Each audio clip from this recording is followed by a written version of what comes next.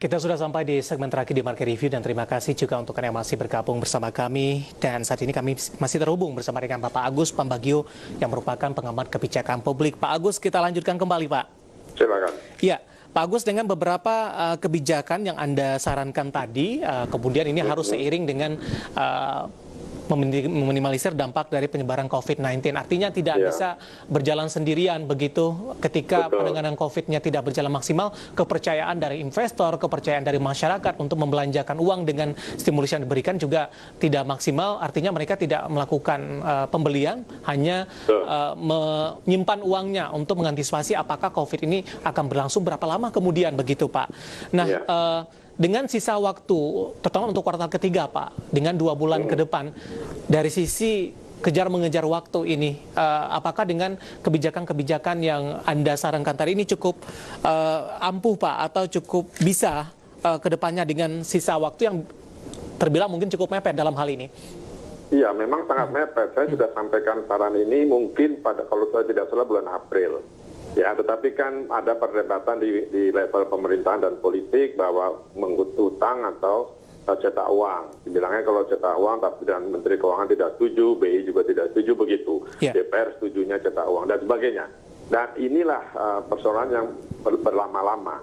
Nah, saya sangat khawatir terus terang mereka memang itu bisa menjadi lebih buruk ketika ini tidak bisa ditangani dengan baik. Karena masalah kesehatan itu sebetulnya yang paling utama.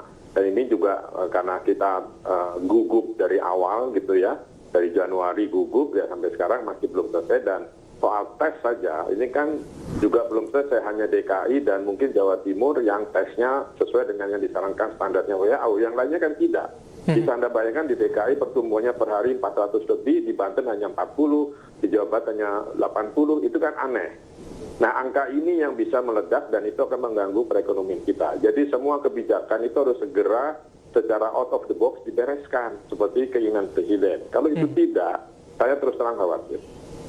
Oke, ketika skenario ini berjalan, Pak Agus, bagaimana Anda melihat kekhawatiran yang Anda sebutkan tadi, dampaknya kepada Indonesia dari sisi ekonomi, kemudian juga dari sisi sosial, kemudian juga dari sisi penyebaran dari pandemi COVID-19-nya?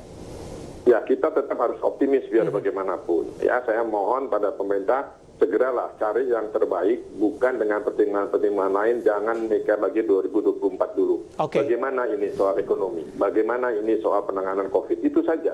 Kalau itu jelas, ini bisa tidak tidur semua aparat pemerintah, ya kerjakan. Kalau tidak, saya terus terang ragu. Tapi sekali lagi, saya pribadi masih optimis, kita bisa menghandle ini. Baik, Pak Agus, terima kasih sudah bergabung bersama kami di ID Channel, Pak Agus.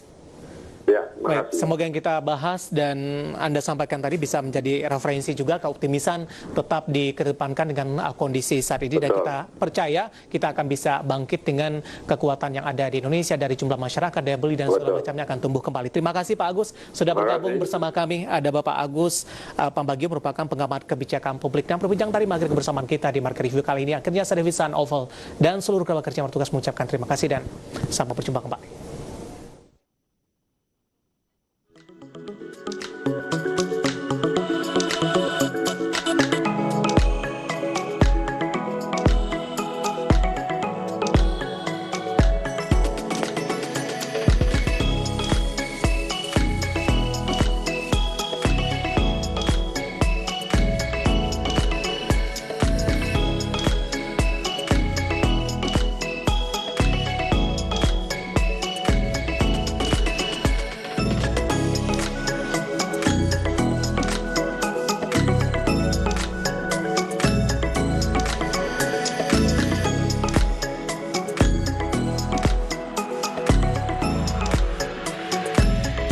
Sekarang atau tidak usah sama sekali.